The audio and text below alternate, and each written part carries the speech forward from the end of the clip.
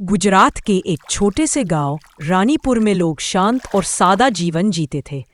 लेकिन गांव के एक कोने में था एक पुराना पीपल का पेड़, जिसे लोग काला पीपल कहते थे।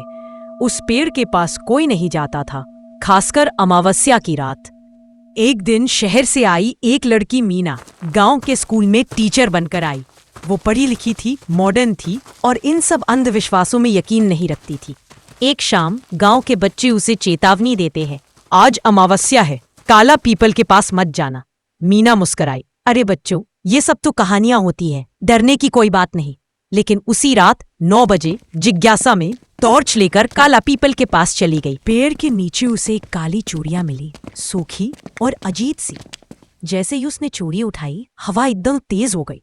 पेड़ की डालियां तेजी से हिलने लगी। अचानक एक औरत की तेज चीख सुनाई दी। मीना ने टॉर्च घुमाई और देखा, एक औरत सफेद साड़ी में, बाल जमीन तक लटकते हुए उसी पेड़ के नीचे खड़ी थी और उसका चेहरा उल्टा था। मीना की टॉर्च हाथ से गिर गई। उसकी सांसें रुकने लगी। पेड़ के पत्ते झड़ने लगे, जैसे कोई उसके अंदर से बाहर आ रहा हो। अगली सुबह मीना बेहोश हालत में गांव के कुएं के पास मिली।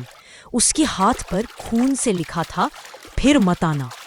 गांव के एक बूढ़े बाबा ने उसे बुलाया और कहा, वो चुड़ैल 100 साल पुरानी है।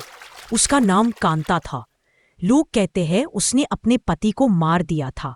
गुस्से में उसे उसी पेड़ के नीचे जिंदा जला दिया गया। तब से उसकी आत्मा उसी पेड़ में बंधी हुई है। मीना डर के आगे झुकी नहीं। अगली अमावस्या को उसने बाबा से मिले एक मंत्र के साथ फिर से उसी पेड़ के पास जाने का फैसला किया। उसने एक कैमरा लगाया और खुद मंत्र पढ़ने लगी। लेकिन मंत्र सुनकर चुड़ैल और ज्यादा भड़क उठी।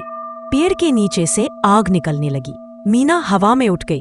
फिर एक डरावनी आवाज आई, मेरी जगह कोई नहीं ले सकता, अब तू कभी वापस नहीं जाएगी। अचानक जोर का धमाका हुआ और सब कुछ शांत हो गया। अगली सुबह कैमरा तो मिला, पूरी रिकॉर्डिंग भी उसमें थी। लेकिन मीना कहीं नहीं मिली। पेड़ के नीचे अब एक नई चूड़ी रखी दिखती है और उस पर लिखा होता है, अब भी अगर कोई उस चूड़ी को छूता है तो हवा चलने लगती है और एक आवाज आती है, मुझे आजाद करो।